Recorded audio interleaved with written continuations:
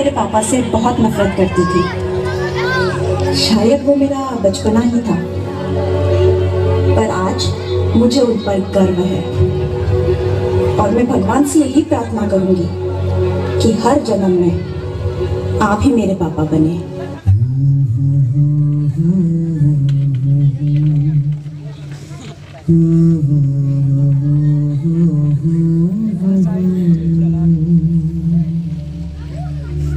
देश से है प्यार तो हर पल ये कहना चाहिए, मैं रहूं या ना रहूं भारत ये रहना चाहिए।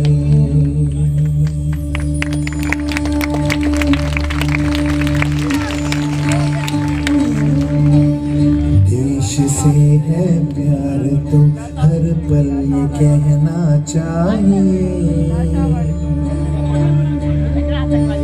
मैं रहूं या ना रहूं भारत ये रहना चाहिए। सिलसिला ये बात मेरे यूं ही चलना चाहिए,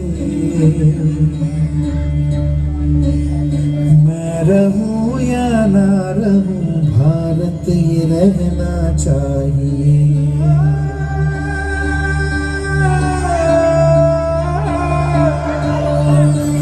मेरी नस नस तार कर दो और बना दो एक सितारा,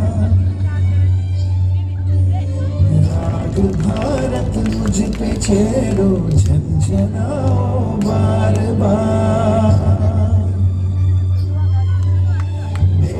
से ये प्रेम आँखों से झलकना चाहिए, मैं रहूं या ना रहूं भारत ये रहना चाहिए।